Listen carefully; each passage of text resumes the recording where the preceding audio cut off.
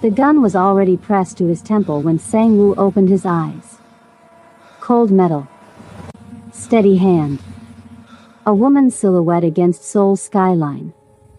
"Hello, Sang-woo." Her whisper cut through darkness. "Miss me?" He didn't recognize the voice. Didn't recognize the face. But those eyes. Burning with cold fire. Hungry. Broken. He would know those eyes anywhere. "Who are you?" The woman smiled. Reached up and peeled something from her face, a thin membrane, nearly invisible. The features beneath were different. Sharper. Colder. But the eyes never changed. Yoonji. Surprised. She pressed the gun harder. "You shouldn't be. You taught me something 2 years ago. That mercy is weakness." His wife was down the hall. His 2-year-old daughter sleeping in her room. Both vulnerable. Both trusting they were safe. "How did you get past my security?"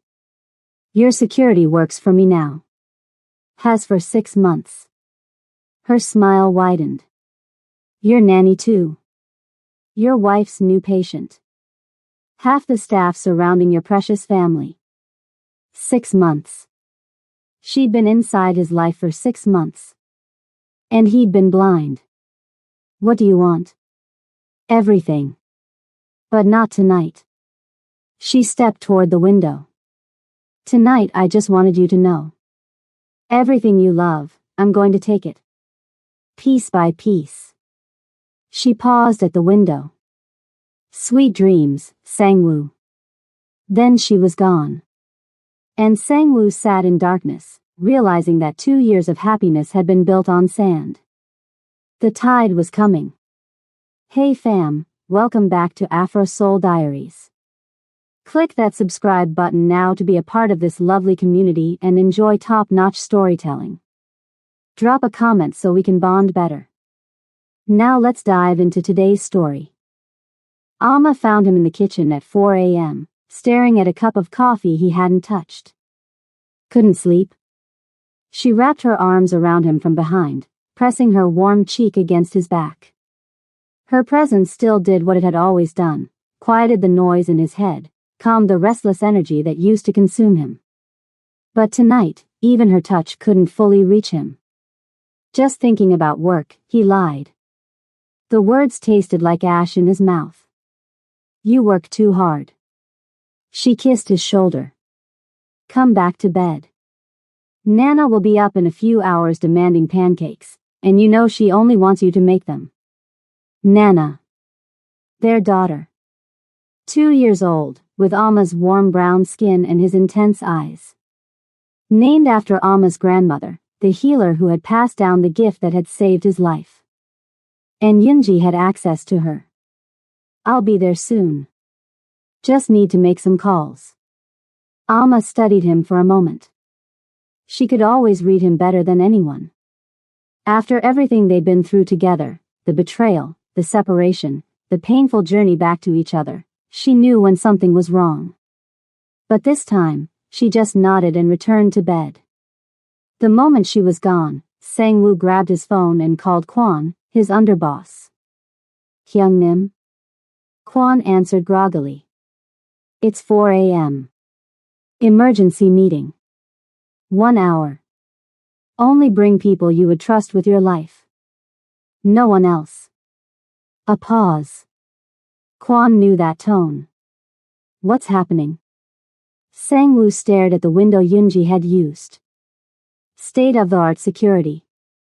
Armed guards. Electronic surveillance.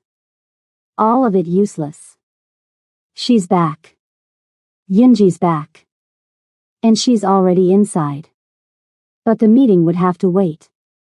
30 minutes later, Nana screamed. Sang-woo and Alma both sprinted down the hallway, hearts pounding. They burst into their daughter's room to find her sitting up in bed, eyes wide open, body completely rigid. "Nana." Alma grabbed her daughter's shoulders. "Baby, wake up. Look at Alma." Nothing. Nana stared straight ahead, seeing something they couldn't see.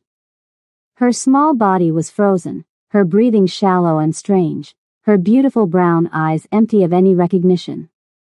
What's happening? Sang Woo's voice cracked. What's wrong with her? I don't know. Alma's hands were shaking. She's had small episodes before, just seconds where she seems to drift. But nothing like this. Nothing this long. The seconds stretched into an eternity. 1 minute. 2. 3. Sang-woo had faced death more times than he could count. Had stared down enemies who wanted to destroy him. Had survived a curse that should have driven him mad. But watching his daughter trapped in her own mind, unable to reach her, unable to help, this was a terror beyond anything he'd ever known. Nana, please. Alma's voice broke. Please come back to us, baby. Then Nana blinked. Looked at her mother with confusion, as if waking from a strange dream. Alma? Why are you crying? Alma sobbed with relief, crushing her daughter against her chest. You scared us, baby. You were gone. You weren't responding. I was in the dark place again. Nana's small voice was eerily calm. The lady was there. Sang-woo felt ice spreading through his veins. What lady, princess? The sad lady. She talks to me sometimes when I go to the dark place. Nana frowned, trying to explain something she didn't fully understand. She says she's coming to take me home. But I am home. Right, Appa? This is home. Sang-woo couldn't answer. Someone was reaching into his daughter's mind. Someone was visiting her in that dark place, speaking to her, trying to take her away. Yoonji. It had to be Yoonji. But how? How was she doing it? He looked at Alma over their daughter's head. Saw his own terror reflected in her eyes. Something was very, very wrong. And they were running out of time to figure out what. But how was Yoonji reaching Nana? What technology could invade a child's mind from a distance? The answers came faster than Sang-woo expected. And each one was worse than the last. 3 days later, Sang-woo met Kwon at a secure location far from the penthouse. The underboss looked exhausted, dark circles under his eyes, a folder thick with documents clutched in his hands. Whatever he'd found, it had cost him sleep.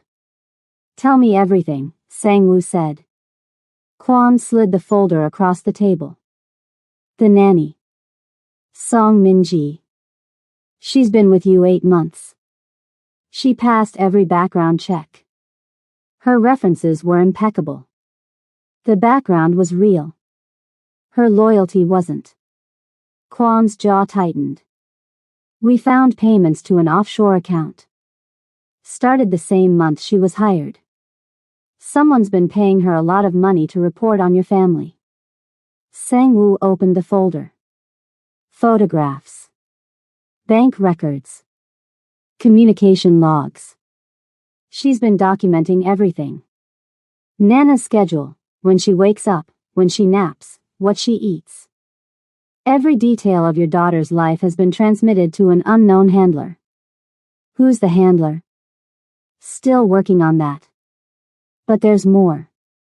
Kwon hesitated, like he didn't want to deliver the next blow. The new security guard. Kim Tae-young. The one you vetted personally. His references checked out. His background was clean. Because they were manufactured. His entire identity was created 3 years ago. Before that, he doesn't exist. No photos, no records, no trace of him anywhere. Kwon shook his head. Someone spent serious money making him look legitimate. Sang-woo felt the walls closing in around him. How many more? We're still counting. Could be a handful. Could be a dozen. Kwon pulled out another file. But the worst one is Kang Joon-ho. The name hit Sang-woo like a punch to the chest. Alma's new patient. The one she'd mentioned at breakfast weeks ago. The charming man with the sad story about childhood trauma. Show me. Kwon handed over surveillance photos. Junho entering Alma's healing center. Junho sitting across from her in sessions, his expression warm and sympathetic. Junho leaning forward, listening intently, building trust. He's been gathering intelligence for months. Everything about your routines. Your security vulnerabilities. Your daughter's episodes. Kwon's voice was grim. He knows things that only someone close to your wife could know. Who does he report to? That's the thing, Hyungnim. Kwon leaned forward. The money trail leads to the Jade Tigers. The room went cold. The Jade Tigers. The syndicate that had paid Dr. Han to poison Sang-woo 2 years ago. The same people who'd wanted him destabilized, destroyed, dead. The ones who'd first weaponized Yoonji's jealousy against him. They hadn't given up. They just changed tactics. Yoonji's working with them? Not just working with them. Kwon's expression was dark. They rebuilt her. After you sent her to prison, they got her out. Gave her a new face. New identity. New purpose. They've spent 2 years turning her into a weapon aimed directly at your family. Sang-woo closed his eyes. 2 years of happiness. 2 years of believing the nightmare was finally over. All of it had been an illusion. A cage he hadn't even known he was in. That night, Sang-woo watched Alma put Nana to bed. He stood in the doorway as she sang the Ghanaian lullabies her grandmother had taught her. Watched Nana's eyes grow heavy, her small body relaxing into sleep, her goddess locks spread across the pillow. His daughter. His miracle. The proof that something good could come from his cursed bloodline. And someone wanted to take her away. You're scaring me. Alma's voice was quiet as they stood in the hallway outside Nana's room. She searched his face, looking for answers he didn't know how to give. You've been different for days. Barely sleeping. Jumping at sounds. Tell me what's happening. He wanted to protect her from the truth. Wanted to carry this weight alone. That was what he did. He protected the people he loved by keeping the darkness away from them. But they'd tried secrets before. It had nearly destroyed them both. Yoonji's alive. Alma's face went pale. She came to our bedroom 3 nights ago. Held a gun to my head while you were sleeping. He watched the horror spread across her features. She's been infiltrating our lives for 6 months. Our nanny works for her. Our security guard. Your patient Junho, he's one of her operatives. Junho? Alma's voice was barely a whisper.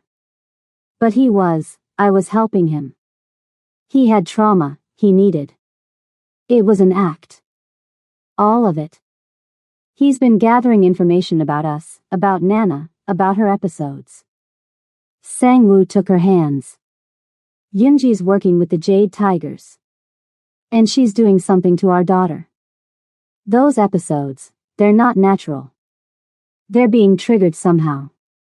Triggered? How is that possible? Some kind of technology. Neurological weapons. His voice broke. They're reaching into our daughter's mind, Alma. Taking her to that dark place. And I don't know how to stop them. Alma was silent for a long moment. He watched emotions flicker across her face, fear, anger, disbelief. And then something else. Determination. Then we fight, she said. Together. But before they could plan their response, Yoonji made her move. The text arrived at midnight, from an unknown number. Public press conference. Tomorrow. 2 p.m. You will announce your retirement from all business operations. You will confess to crimes detailed in the attached document. You will destroy your reputation completely, the same way you destroyed mine. Refuse, and your daughter's episodes become permanent.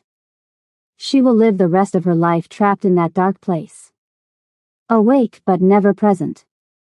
A living ghost. You have 24 hours. Sang-woo stared at the message, reading it again and again. His hands didn't shake. His heart didn't race. He felt only cold, calculated fury. His phone rang. Unknown number. He answered. Did you think I was bluffing? Yunji's voice was silk wrapped around a blade. Your daughter's condition isn't random, Sang-woo. It's being triggered by technology your primitive doctors can't even detect. What technology? Neurological weapons. The Jade Tigers have been developing them for years. Frequencies that disrupt normal brain function. Compounds that create vulnerability. A pause, and he could hear the smile in her voice. Your precious nanny has been feeding them to Nana for months. Every episode she has, every trip to that dark place, that's us. That's me. Reaching into your daughter's mind and taking her away from you piece by piece. Sang-woo gripped the phone so hard the case cracked in his hand. If you've hurt my daughter. I haven't hurt her yet. Not permanently. That's entirely up to you. Her voice turned businesslike. Press conference. Tomorrow. 2 p.m. Destroy your reputation, confess to the crimes in that document, and your daughter goes free. Her episodes stop. She goes back to normal. And if I refuse? Then I accelerate the process. Right now, she can still come back from the dark place. But with a few adjustments to the frequency, that changes. She'll be trapped there forever. Conscious but unreachable. A living ghost, like I said. His jaw tightened. Why? Why are you doing this? Because you taught me what I'm worth. Her voice cracked with old pain, old fury. You stood in front of everyone at that press conference and said I could never be her. Never be Alma. Never be enough. You tried to frame my wife. You worked with people who wanted me dead. What did you expect? I expected you to understand. The words exploded from her. I loved you, Sang-woo. I loved you more than I've ever loved anything. I watched you suffer with that condition for years. I wanted to be the one who saved you, the one who gave you peace. And then she walked in. This woman from nowhere, and suddenly you looked at her like she was everything. Like I was nothing. Yunji. You said I could never be her. Do you remember that? Standing there at that press conference, looking at me like I was less than the dirt on your shoes. He remembered. Every word. So yes, Sang-woo. I'm doing this. Because you taught me that love means nothing if you don't have power. And now I have power over everything you love. Her voice hardened to steel. Press conference. Tomorrow. 2 p.m. Don't be late. The line went dead. Sang-woo stared at the phone.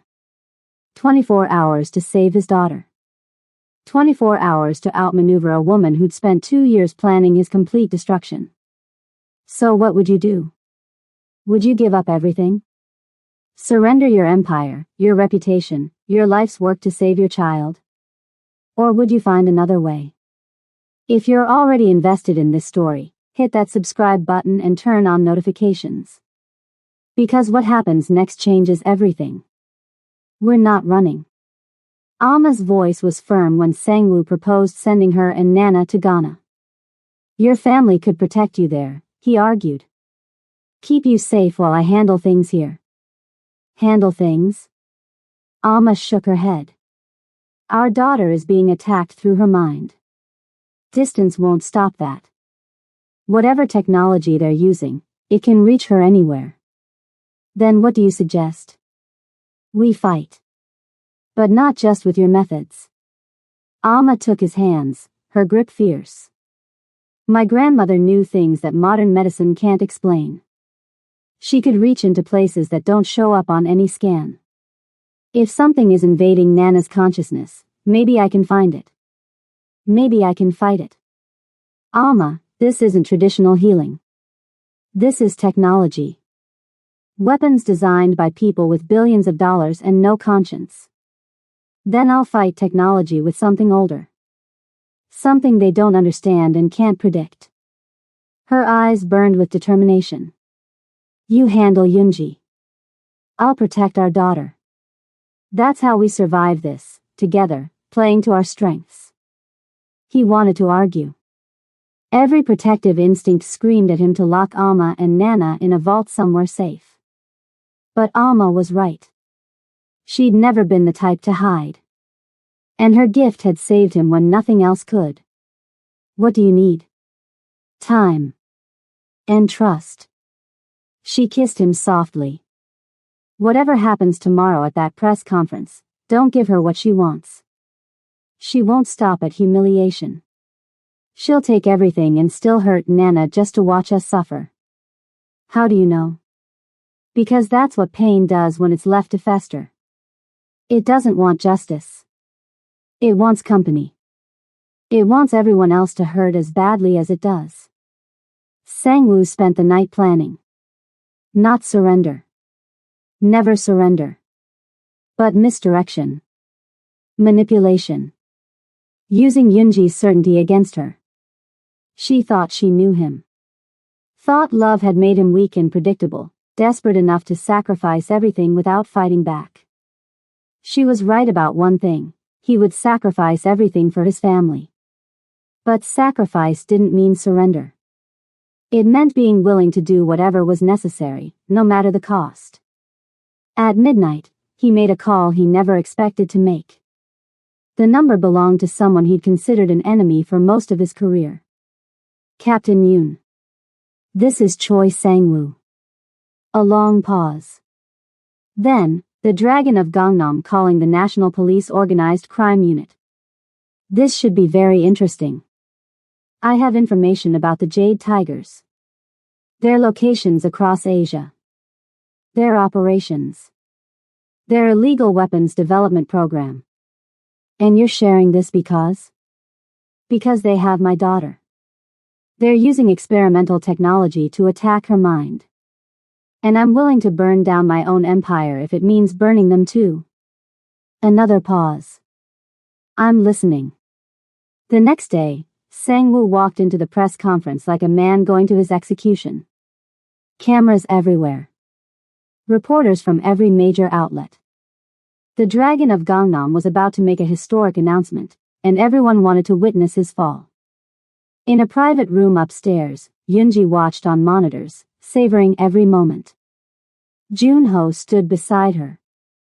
He's actually going to do it, Junho said, surprise in his voice. Of course he is. Love makes men predictable. Yunji leaned forward, drinking in the image. Watch him destroy himself. Watch everything he spent his life building turn to ash. On the monitors, Sang-woo reached the podium. Cleared his throat.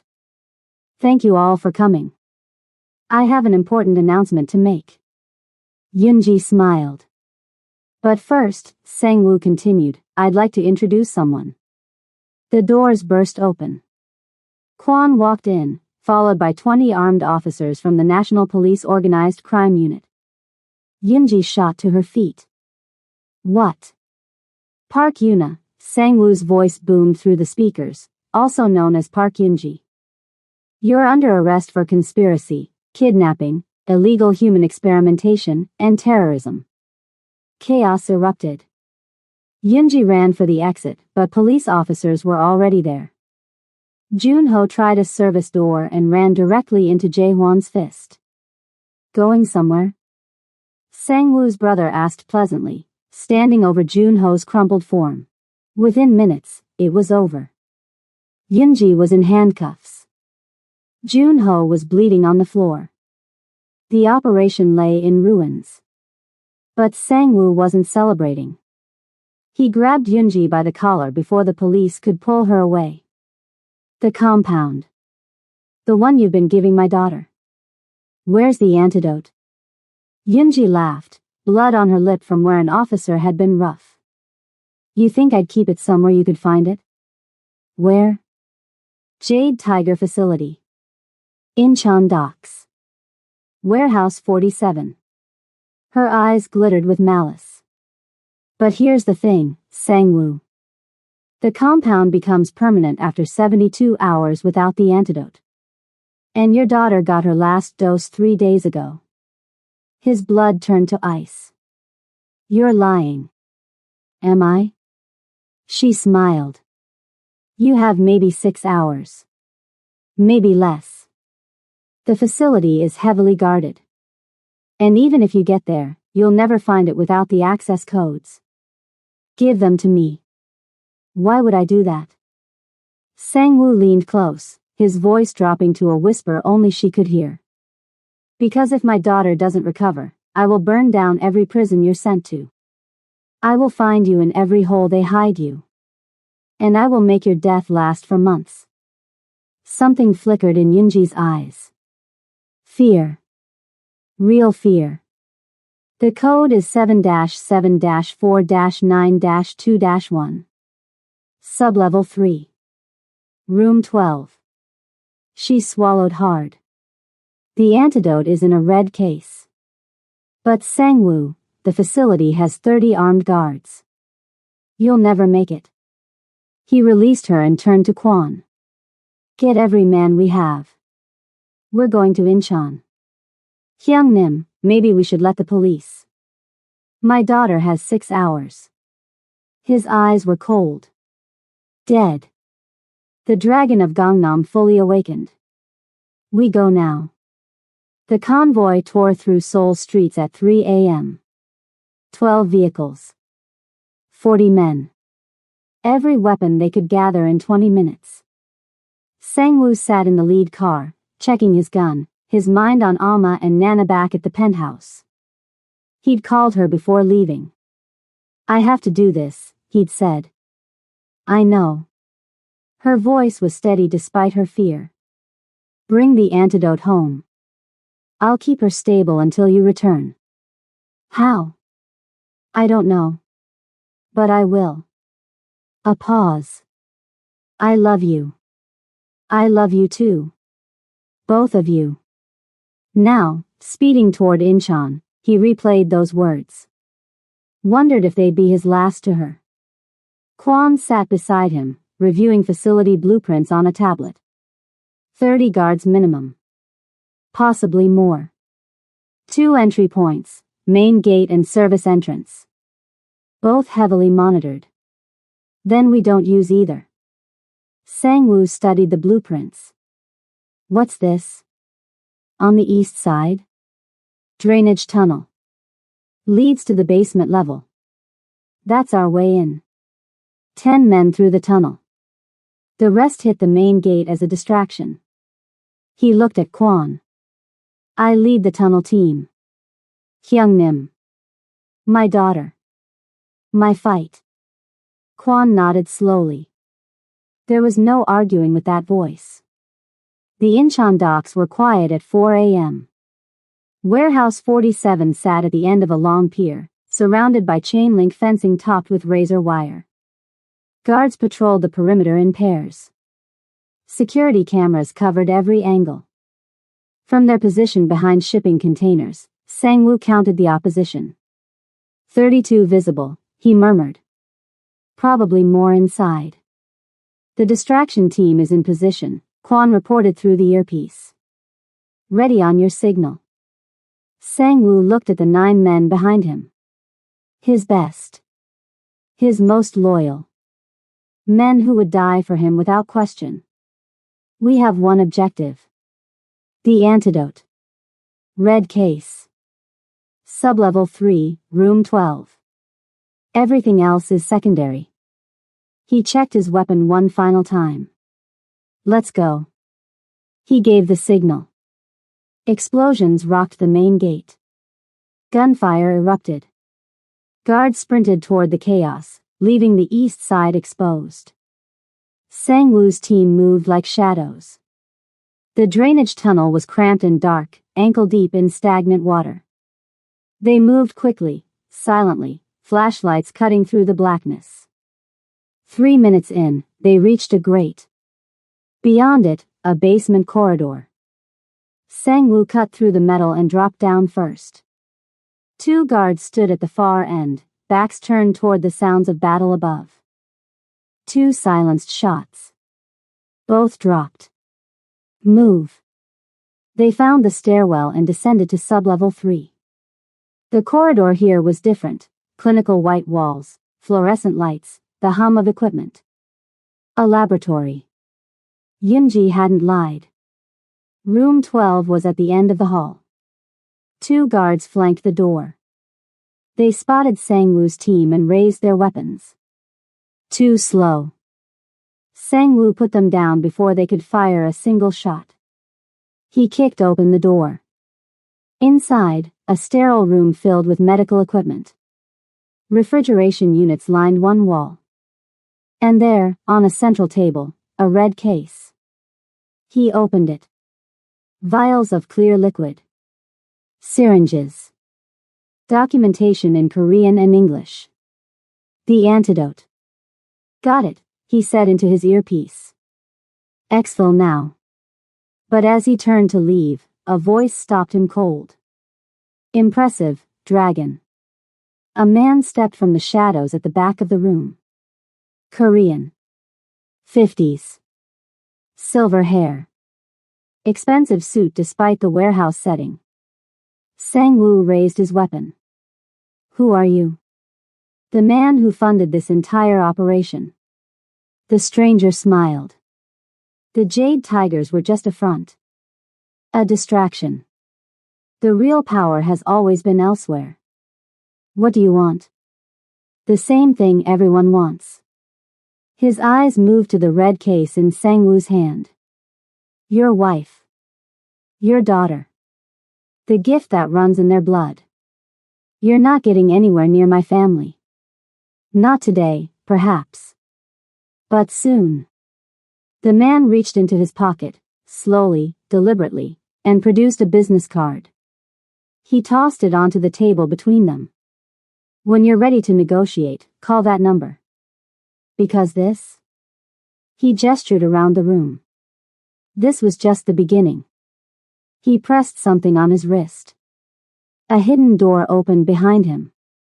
Until next time, Dragon. Then he was gone. Sang-woo grabbed the card. Black with silver lettering. A single word, Obsidian. He pocketed it and ran.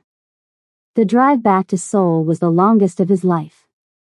Dawn was breaking when he burst through the penthouse door. Alma sat on the couch, Nana in her lap, both of them pale and exhausted. Did you get it? He held up the red case. 15 minutes later, a doctor they trusted administered the antidote. Nana cried at the needle, but within an hour, the change was visible. Her eyes cleared. Her body relaxed. She looked at her parents with full recognition for the first time in days. Amma? Appa? She frowned. Why is everyone crying? Alma pulled her close, sobbing with relief. Sang-woo wrapped his arms around both of them, his own eyes wet. It was over. For now. But later that night, after Nana was asleep and the doctor had left, Sang-woo showed Alma the card. Obsidian, she read. What is it? I don't know yet. But someone powerful is behind all of this. The Jade Tigers were just pawns. He stared at the black card. They want you. You and Nana. Something about a gift in your blood. Alma touched her grandmother's necklace. My grandmother always said our family was special. That we carried something ancient. Whatever it is, they're willing to kill for it. What do we do? Sang-woo pulled her close. We disappear for a while. Take Nana somewhere safe. Regroup. Where? He kissed her forehead. Ghana. Your family. Your territory. She nodded slowly. And then? Then I find out who these people are. And I destroy them. The aftermath took months. Jade Tiger operations were dismantled across Asia. Leaders arrested. The weapons program exposed and shut down. Yunji cooperated with authorities. Her information saved 17 children from facilities across 3 countries.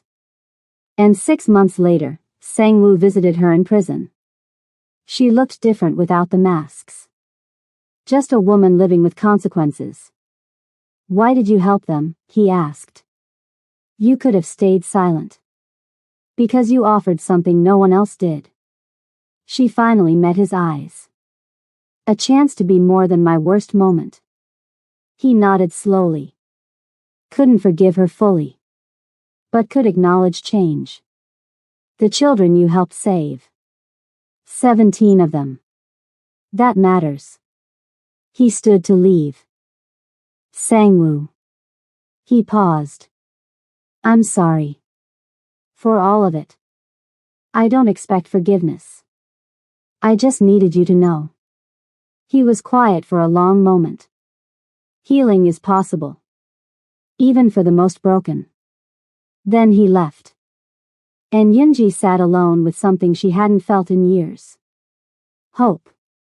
Ghana was healing. Nana ran through her grandmother's village like she'd been born there. Chasing chickens. Playing with cousins.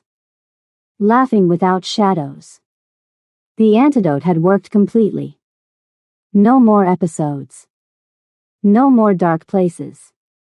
Alma's mother watched from the porch, tears in her eyes. She's beautiful. Both of them. Alma followed her gaze to Sang-woo, attempting traditional dances with her father.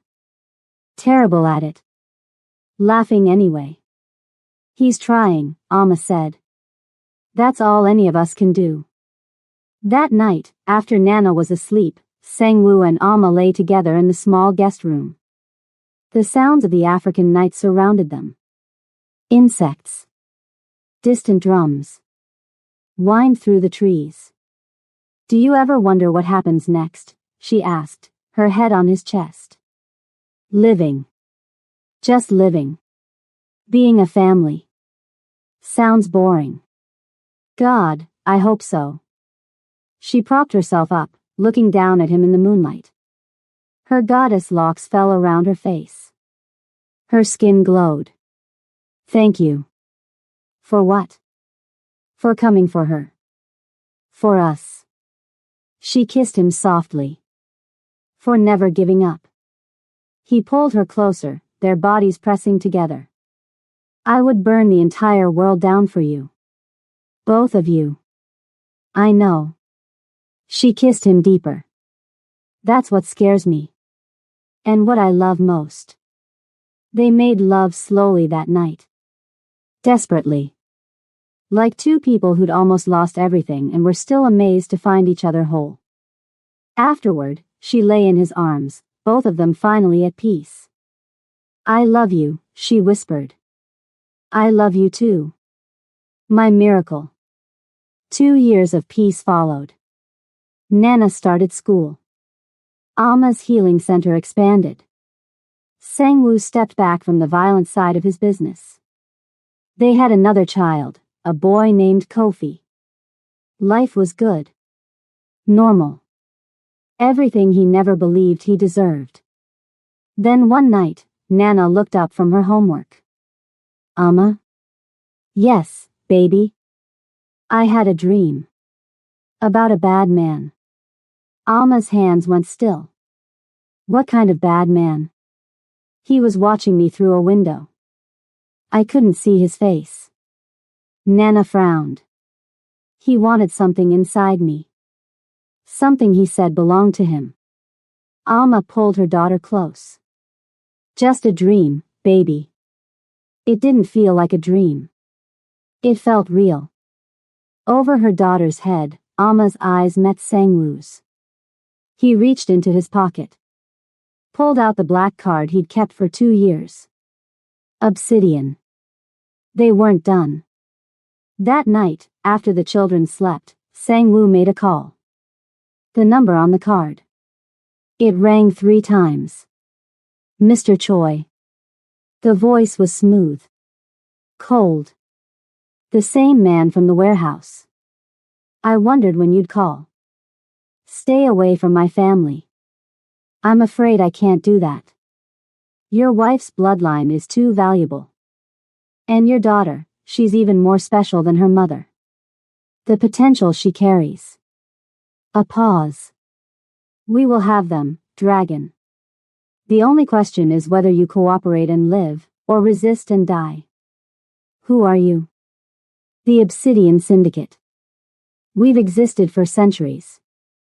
We've guided empires, toppled governments, shaped the course of human history. And now we found something we've been seeking for generations. What? The healer's bloodline. Pure. Unbroken. And now passed to a new generation. The voice hardened. We'll be in touch, Mr. Choi.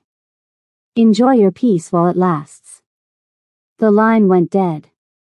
Sang-woo stared at the phone. Behind him, Amma stood in the doorway. They're coming for us, aren't they? He turned to face her. Yes. What do we do? He pulled her close. Held her tight. We fight. We run. We do whatever it takes. He kissed her forehead. But I will never let them take you. Either of you. She looked up at him, fear and love in her eyes. Promise me. I promise. But even as he said the words, he knew the truth. The Obsidian Syndicate had been hunting for centuries. They had resources. Patience. Power beyond anything he could imagine. And they wanted his family. The nightmare wasn't over. It was only beginning. What is the Obsidian Syndicate? How long have they been watching? And can Sang-woo protect his family from an enemy that's been planning for generations? Part 3 is coming. Drop a comment telling me what hit you hardest. The warehouse raid? The mysterious stranger? That final phone call? Tell me below. Subscribe and turn on notifications. Part 3 changes everything or maybe ends everything. Like this video if you're invested in this family's journey. Share it with someone who loves Mafia stories with heart. Thank you for watching. See you in Part 3.